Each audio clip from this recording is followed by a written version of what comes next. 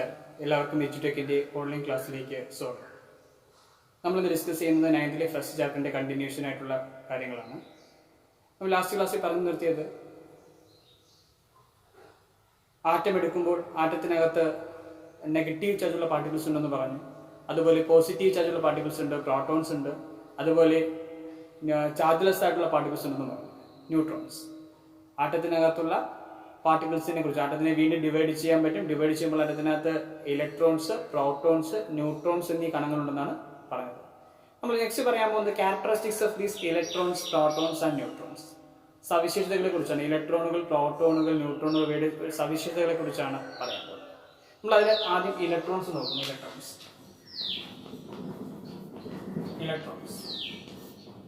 ഇലക്ട്രോണുകൾ എടുക്കുമ്പോൾ നമ്മൾ പറഞ്ഞു നെഗറ്റീവ് ചാർജുള്ള പാർട്ടിക്കിൾസ് ആണ് ഇലക്ട്രോൺസ് പറയുന്നത്.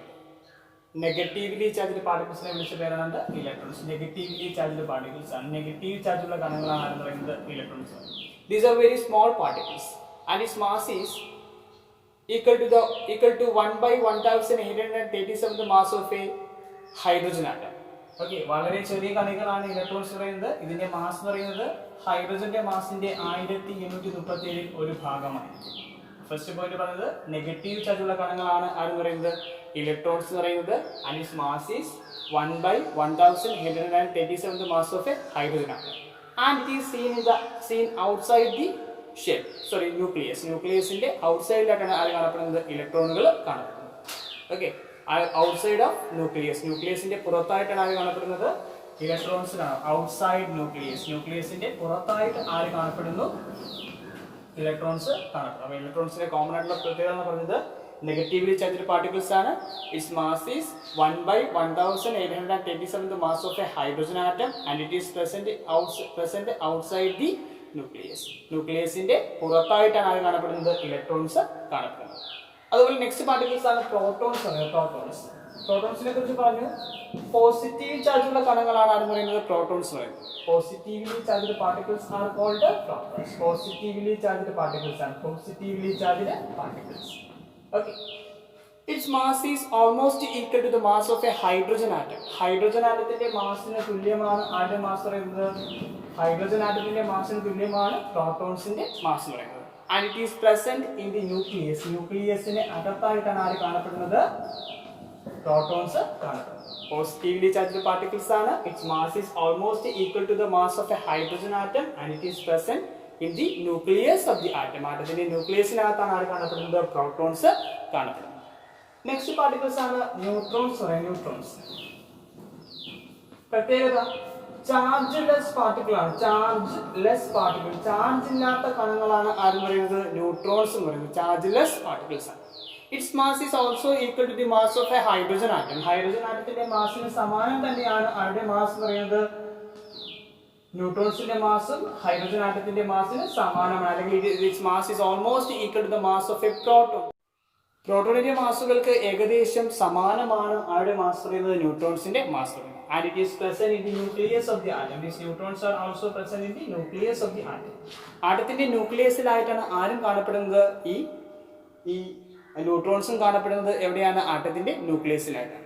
അപ്പോൾ എക്സാമിന് എപ്പോഴും ചോദിക്കാറുള്ള ക്വസ്റ്റ്യൻസ് ആണ് protons, electrons, neutrons. Who discovered these particles? ഈ കണങ്ങൾ കണ്ടുപിടിച്ചത് ആരൊക്കെയാണ്? ചാർജസ് എന്തൊക്കെയാണ്? എവിടെയായിട്ട് ഇത് കാണപ്പെടുന്നു എന്നുള്ള കാര്യങ്ങൾ. സോ ഇത് മനസ്സിലാക്കേണ്ട നമുക്കൊരു ഈസി മെത്തേഡ് ഉണ്ട്. പ്രോട്ടോൺസ് നമുക്ക് പി എന്നുള്ള ഇലക്ട്രോൺ സൂചിപ്പിക്കാം, ഇലക്ട്രോൺസ് ഇ എന്ന് പറയുന്ന ഇലക്ട്രോൺ സൂചിപ്പിക്കാം, ആൻഡ് ന്യൂട്രോൺസ് എൻ എന്ന് പറയുന്ന ഇലക്ട്രോൺ സൂചിപ്പിക്കാം. ചേർത്ത് വായിച്ച് PEN, പ്രോട്ടോൺസ്, ഇലക്ട്രോൺസ്, ന്യൂട്രോൺ ചേർത്ത് വായിക്കുമ്പോൾ പെൻ എന്ന് കിട്ടും. കണ്ടെത്തിയ ആൾക്കാരുടെ പേരോട് കൂടി നമുക്ക് നോക്കാം. പ്രോട്ടോൺ കണ്ടെത്തിയത് റൂദർഫോർഡ് ആണ്. So it can be represented by R എന്നുള്ള ഇലക്ട്രോൺ സൂചിപ്പിച്ചു. ദെൻ ഇലക്ട്രോൺസ് കണ്ടെത്തിയത് തോംസൺ ആണ്, T എന്ന് പറയുന്ന ഇലക്ട്രോൺ സൂചിപ്പിച്ചു. അതുപോലെ ന്യൂട്രോൺസ് കണ്ടെത്തിയത് ചാഡ്വിക് ആണ്, C എന്നുള്ള ഇലക്ട്രോൺ സൂചിപ്പിച്ചു. So pen equal to RT, ഒരു ഫോർമുല കിട്ടി. അപ്പോൾ പ്രോട്ടോൺ കണ്ടെത്തിയത് റൂദർഫോർഡ്, ഇലക്ട്രോൺ കണ്ടെത്തിയത് തോംസൺ ആൻഡ് ന്യൂട്രോൺ കണ്ടെത്തിയത് ചാഡ്വിക്. ഈസി ആയിട്ട് പറയാൻ പറ്റും. ഓക്കെ, ഇത് ചാർജസ് കൂടി അറിഞ്ഞിരിക്കുക. പ്രോട്ടോണിന്റെ ചാർജ് പോസിറ്റീവ് ആണ്. പോസിറ്റീവ് എന്ന് എഴുതുമ്പോൾ അതിനകത്ത് ഒരു P ഉണ്ട്. സോ പ്രോട്ടോണിന്റെ ചാർജ് പോസിറ്റീവ്. ന്യൂട്രോണിന്റെ ചാർജ് നമ്മൾ പറഞ്ഞു ചാർജ്ലെസ് ആണ്. ചാർജ്ലെസ് മീൻസ് നോ ചാർജ് ആണ്. അപ്പൊ അതിനെ നമുക്ക് ഇങ്ങനെ റെപ്രസെന്റ് ചെയ്യാം നോ ചാർജ്. ന്യൂട്രോണിന്റെ ചാർജ് നോ ചാർജ് ആണ്. സോ N എന്നുകൊണ്ട് സൂചിപ്പിക്കാം. സോ ന്യൂട്രോണിന്റെ charge no charge, N no charge. ഇലക്ട്രോൺസിന്റെ ചാർജ്, പ്രോട്ടോൺസിന്റെ പോസിറ്റീവ്, ന്യൂട്രോൺസിന്റെ നോ ചാർജ്. സോ ഇലക്ട്രോൺസിന്റെ ചാർജ് എന്തായിരിക്കും? നെഗറ്റീവ് ആയിരിക്കും. ഈ രീതി നമുക്ക് അവരുടെ ചാർജുകൾ മനസ്സിലാക്കിയിരിക്കാൻ സാധിക്കും. Protons are situated in nucleus. അതുപോലെ ന്യൂട്രോൺസും കാണപ്പെടുന്നത് ന്യൂക്ലിയസിനകത്താണ്. And electrons are present outside the nucleus. ന്യൂക്ലിയസിന്റെ പുറത്തായിട്ടാണ് ആര് കാണപ്പെടുന്നത്? ഇലക്ട്രോൺസ് കാണപ്പെടുന്നത്. ഓക്കെ, അപ്പോൾ ആറ്റത്തിനകത്ത് പ്രോട്ടോൺസും ഇലക്ട്രോൺസും ഉണ്ട്. എന്നിരുന്നാൽ തന്നെ atom is set to be electrically neutral. ആറ്റത്തിനകത്ത് പ്രോട്ടോണുകളുണ്ട്, ഇലക്ട്രോണുകളുണ്ട്. പക്ഷേ ആറ്റം എന്ന് പറയുന്നത് ഇലക്ട്രിക്കലി ന്യൂട്രൽ ആണ്. വൈദ്യുതപരമായിട്ട് ഉദാസീനത കാണിക്കുന്നവയാണ് ആരെന്ന് പറയുന്നത്? ആറ്റം എന്ന് പറയുന്നത്. വൈദ്യുതപരമായിട്ട് ഉദാസീനമാണ്, വിച്ച് മീൻസ് ന്യൂട്രൽ ആണ് ആരെന്ന് പറയുന്നത്? ആറ്റം എന്ന് പറയുന്നത്. എന്തുകൊണ്ടായിരിക്കും ആറ്റങ്ങൾ ഈ വൈദ്യുതപരമായിട്ട് ന്യൂട്രൽ ആയിട്ടിരിക്കുന്നത്? അതായത് പോസിറ്റീവ് ചാർജുള്ള പ്രോട്ടോൺസും നെഗറ്റീവ് ചാർജുള്ള ഇലക്ട്രോൺസും ഉണ്ട്. But it is actually atoms are electrically neutral. എന്തുകൊണ്ടായിരിക്കും ആറ്റങ്ങൾ ഇലക്ട്രിക്കലി ന്യൂട്രൽ ആയിരിക്കുന്നത്? Because the number of protons and electrons present in the atom is same.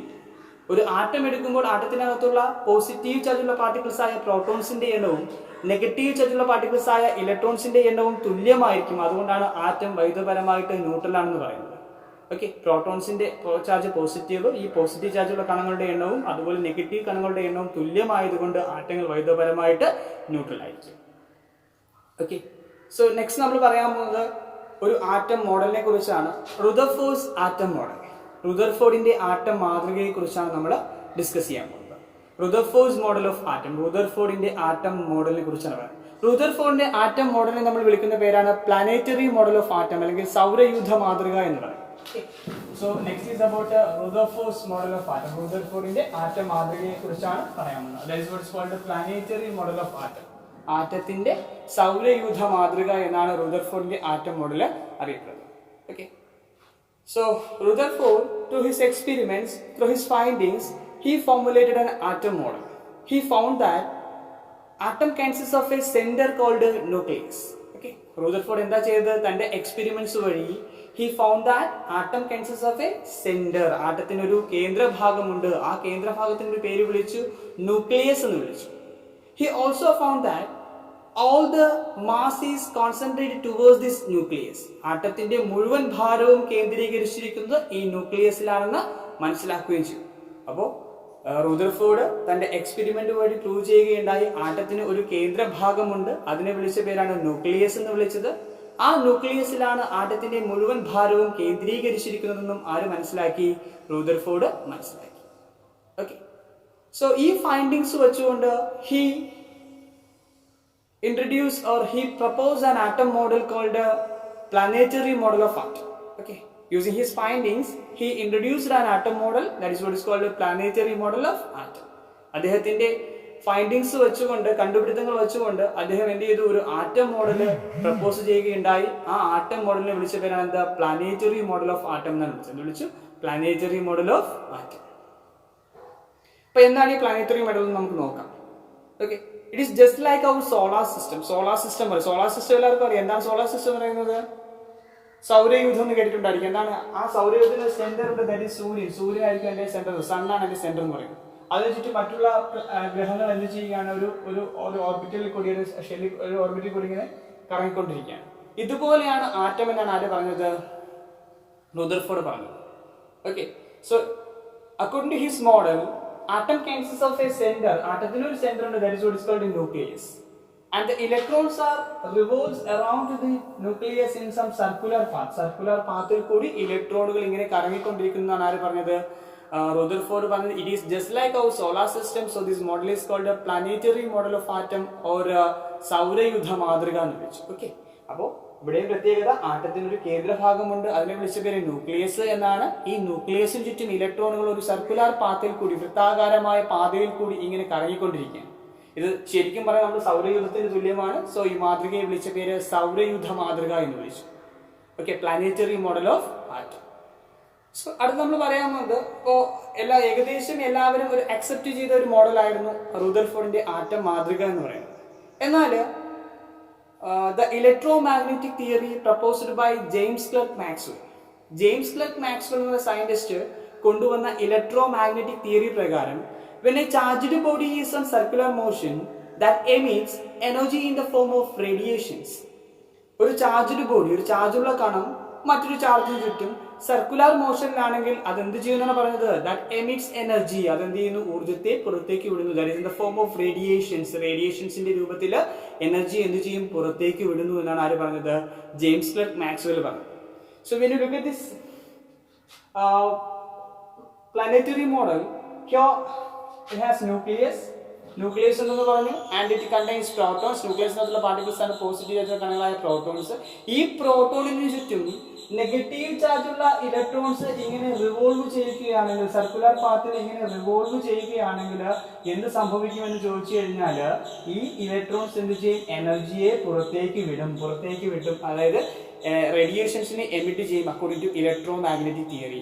അങ്ങനെ റേഡിയേഷൻസിനെ എമിറ്റ് ചെയ്യുകയാണെങ്കിൽ ഇറ്റ്സ് എനർജി ഡിക്രീസസ് അതിന്റെ എനർജി കുറഞ്ഞു വന്നാൽ it collapse into the ന്യൂക്ലിയസിന്റെ അടുത്തേക്ക് വരികയും ഈ ഇലക്ട്രോണുകൾ അവസാനം ന്യൂക്ലിയസിലേക്ക് വന്ന് വീഴുകയും ചെയ്യും. യഥാർത്ഥത്തിൽ ആറ്റത്തിൽ ഇങ്ങനെ സംഭവിക്കുന്നില്ല. ഒരിക്കലും ഇലക്ട്രോൺസ് വന്ന് ന്യൂക്ലിയസിലേക്ക് കൊളാപ്സ് ചെയ്യുന്നില്ല. സോ ഇതിന് കൃത്യമായിട്ടൊരു എക്സ്പ്ലനേഷൻ നൽകുവാനായിട്ട്, അല്ല ആറ്റത്തിന്റെ സ്റ്റെബിലിറ്റിയെ കുറിച്ച് കൃത്യമായിട്ടൊരു എക്സ്പ്ലനേഷൻ നൽകുവാനായിട്ട്, ഈ ഫൈൻഡിങ്ങിന് കൃത്യമായിട്ടൊരു വിശദീകരണം നൽകുവാനായിട്ട് ആർക്ക് സാധിച്ചില്ല? ഏണസ്റ്റ് റുദർഫോർഡിന് സാധിച്ചില്ല. That is a drawback of Rutherford's atom model. Atom മോഡലിന്റെ ഒരു ഡ്രോബാക്ക് ആണ് ഈ പറഞ്ഞത്. According to James Clerk Maxwell, when a charged body is in circular motion that emits energy in the form of radiation. In this case, atom consists of a positively charged center. Okay, ഈ സെന്ററിന് ചുറ്റും negative ചാർജുള്ള electrons എന്ത് ചെയ്യുന്നുണ്ട്? Revolve ചെയ്യുന്നുണ്ട്. So that also emits energy in the form of radiations. So as A result these electrons coming closer to the nucleus, at last it collapses into the nucleus, but it doesn't happen in an atom. Rutherford failed to explain this. This is the drawback of Rutherford's model of atom. Okay, അപ്പോൾ എല്ലാവർക്കും റുദർഫോർഡിന്റെ atom model മനസ്സിലായി കാണുമെന്നും അതിന്റെ drawback എന്താണെന്ന് കൃത്യമായിട്ട് മനസ്സിലായി കാണുമെന്ന് വിശ്വസിക്കുന്നു. ബാക്കി പോർഷൻസുമായിട്ട് നമുക്ക് അടുത്ത ക്ലാസ്സിൽ കാണാം. സോ നന്ദി.